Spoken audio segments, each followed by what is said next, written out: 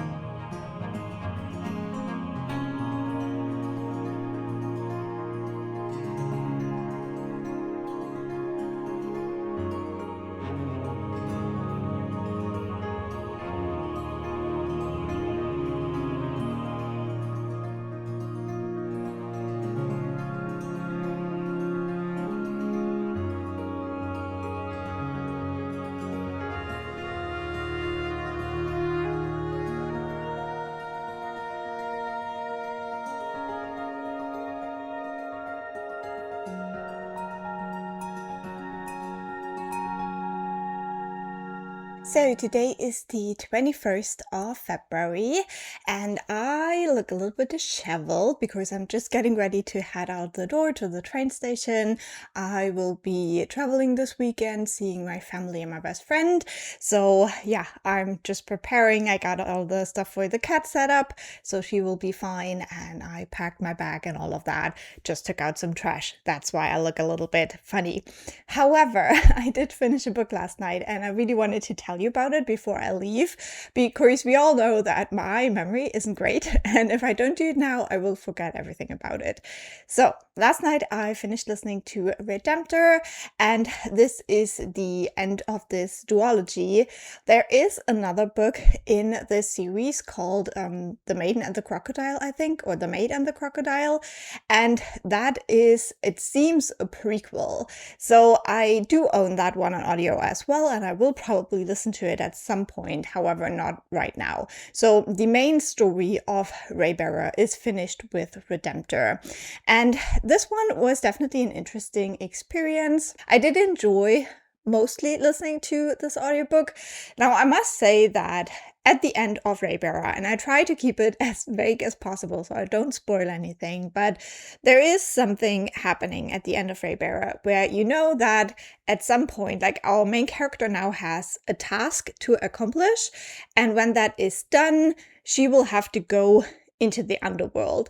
And you would think, like I had this feeling, that maybe for the second book, about half would be accomplishing that task, and then maybe half would be her journey in the underworld and trying to do whatever it is she has to do there. That's not it. And that is what kind of like was a little bit of a challenge for me listening to this book, because a lot of it is the task part, and then the underworld part felt like very, very rushed to me. I think it was like maybe 3 or 4 chapters at the end. And so I just expected way more of that. I still think that this look that we got at the underworld and how it works was really cool. But still, the journey we had to take to get to that point felt very dragged out and then rushed at the same time. It was a very weird combination of things for me personally. Now, the thing is that we do spend a lot basically with our main character trying to come to terms with things she has learned in the first book and kind of her position that she has now, the task that she has now. And there is this entity that is kind of trying to stand in her way. And I found that so incredibly annoying and frustrating. It made my skin crawl. Like, I was so frustrated with that stuff going on. Now, I can't really explain it, but basically she had like voices in her head and sometimes like physical manifestations as well. And the way that those were like kind of talking to her and the way that she deals with it were so annoying to me. Like, I really, really hated that part. I know what it's trying to do for the story, but especially with the audiobook where you can't just like skip over it if you don't want to like read like every word those voices say again and again and again and again and again because you have to listen to it.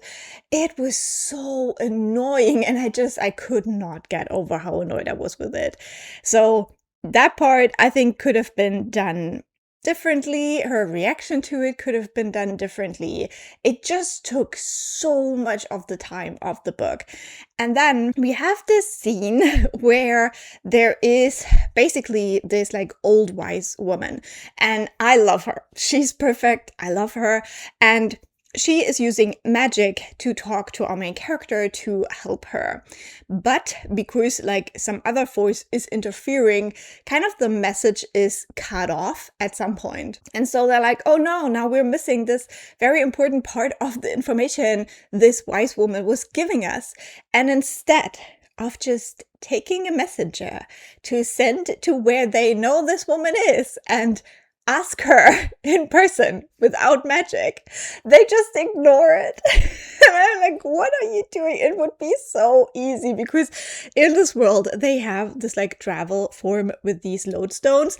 So basically, while there is some restriction to it, you do have quite a fast way to travel across this land. It made no sense, especially because like for this task part that our main character has to fulfill, she has 2 years time to do it, but she manages to get it done in 1 year. So she still has a year left to go to this wise woman and be like, hey, I didn't hear the end of your message. Can you please tell me what it was before I entered the underworld and risk everything? Hey, yeah. So yeah, that's why I said that it felt like very drawn out and very rushed at the same time.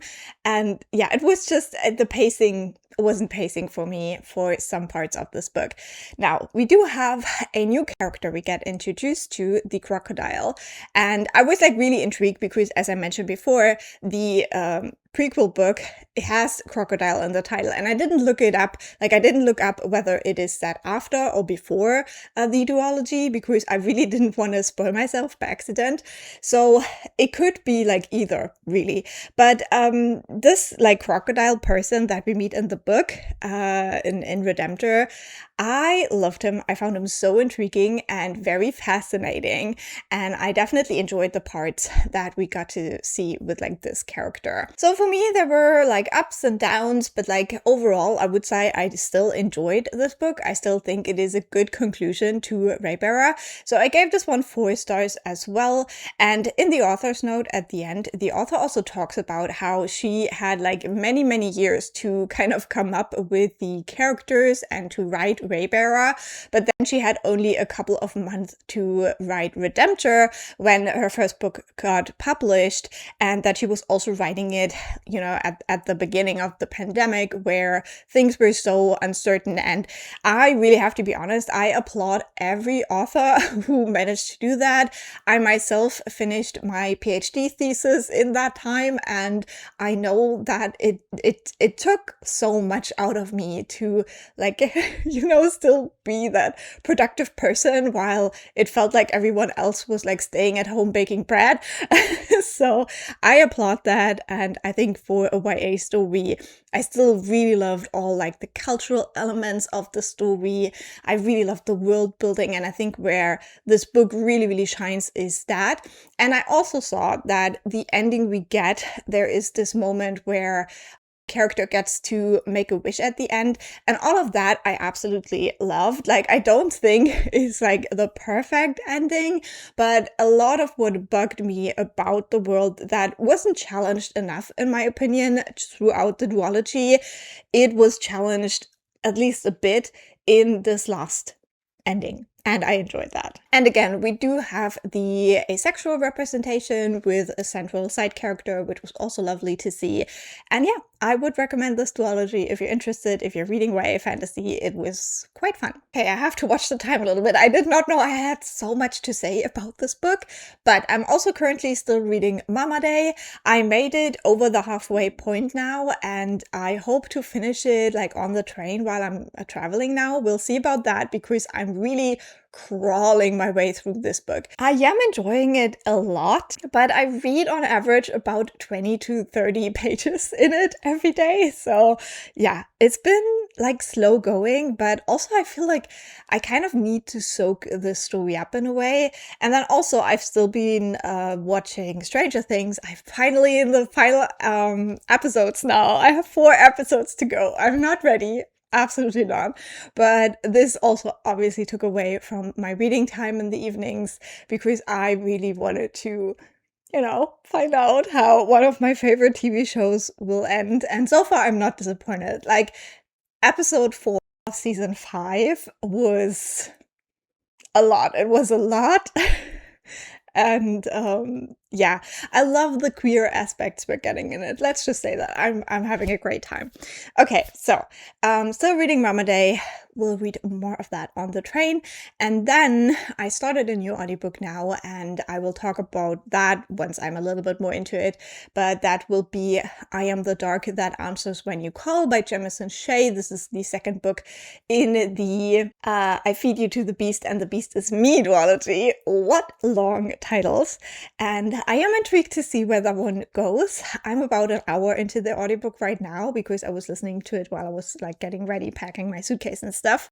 So yeah, we'll see. I'm intrigued to read the sequel. I didn't absolutely love the first book, but I hope that we will see some more character growth in this sequel now.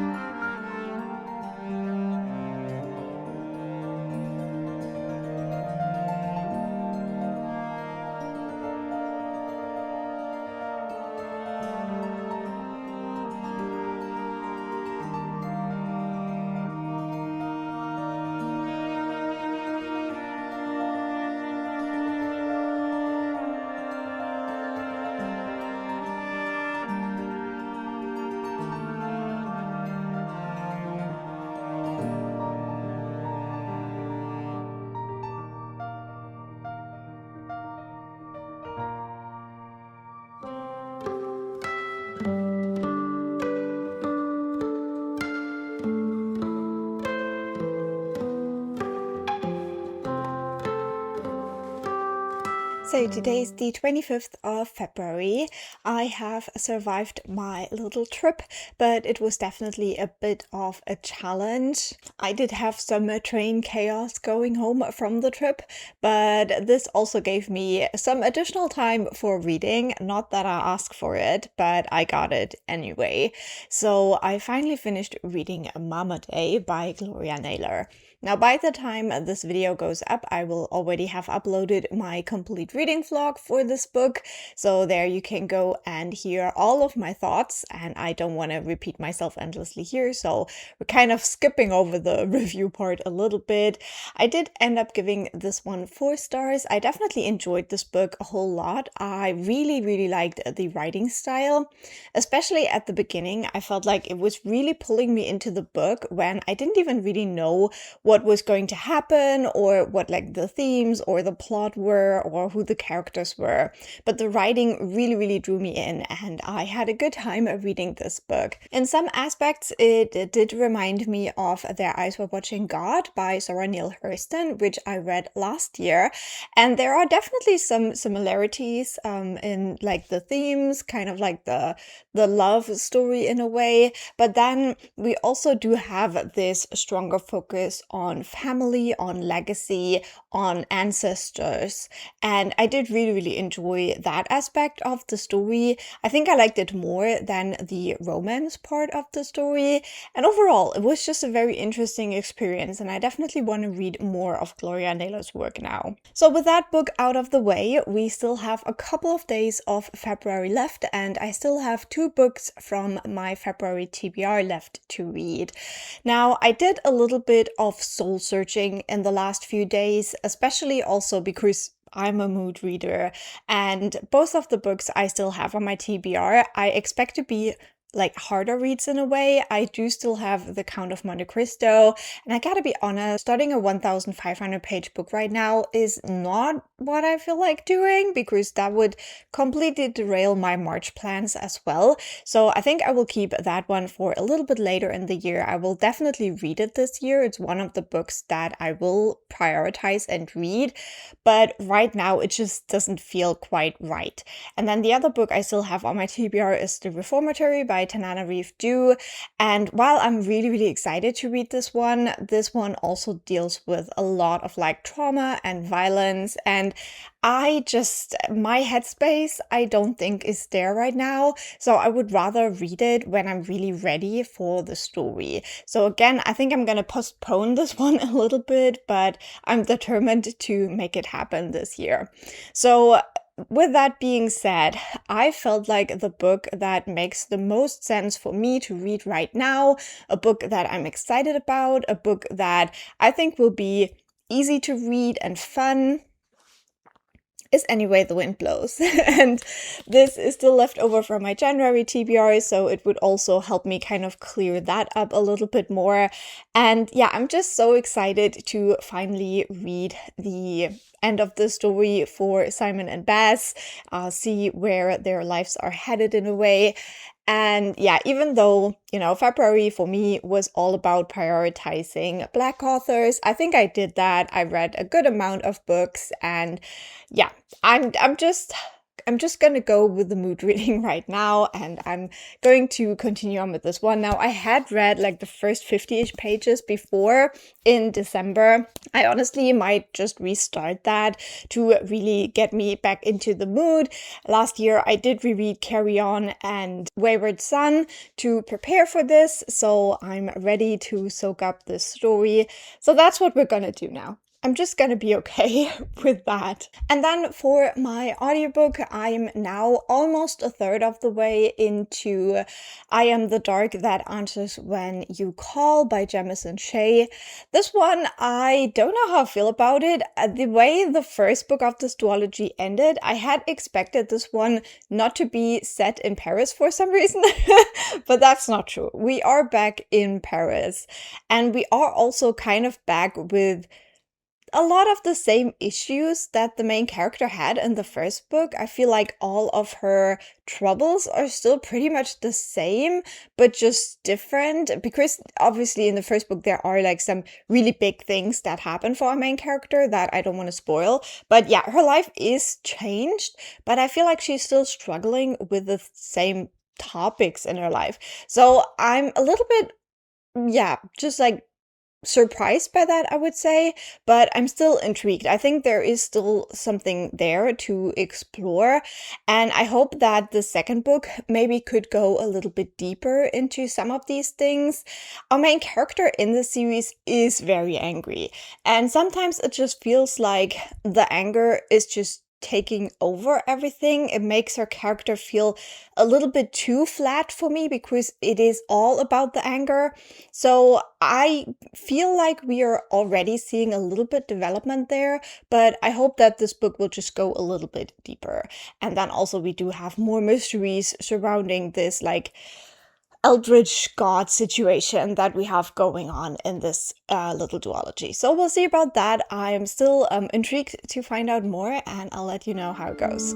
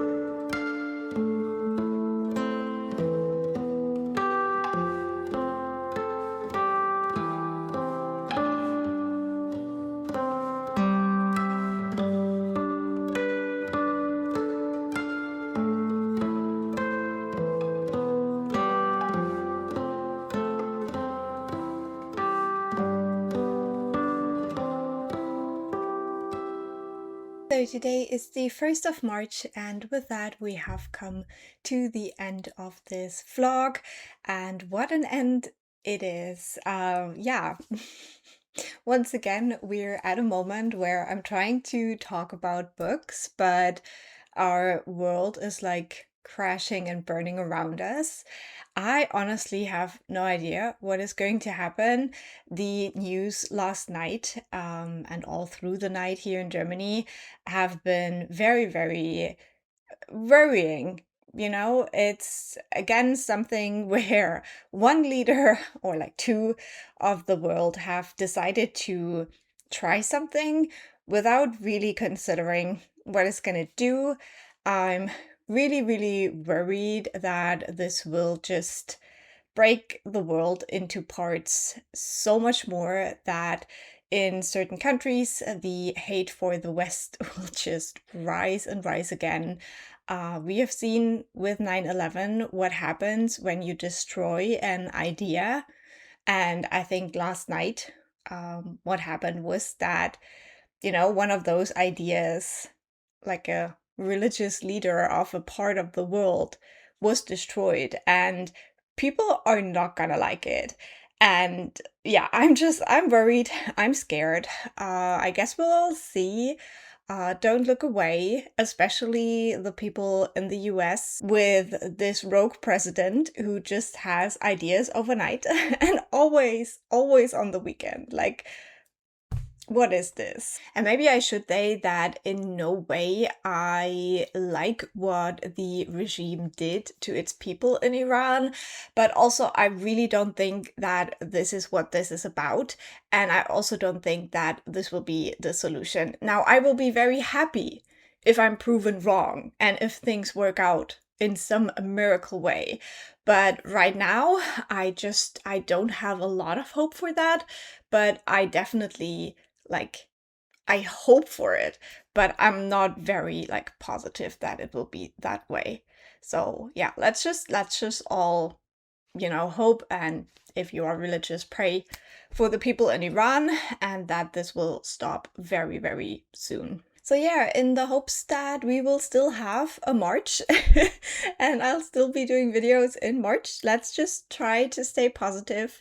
I'm just gonna give you my last couple of like reading updates now, and then we're gonna finish off this vlog. So I think I only have one like major update, and that is that yesterday I did finish my audiobook of I Am the Dark That Answers When You Call by Jamison Shea. This is the sequel to I Feed Her to the Beast and the Beast is Me, and this was a good sequel. I think that it continued on the story in a consistent way, and I did enjoy it. I gave it 3.5 stars. I rated it the same as the first book. It wasn't quite like a story that was catchy for me.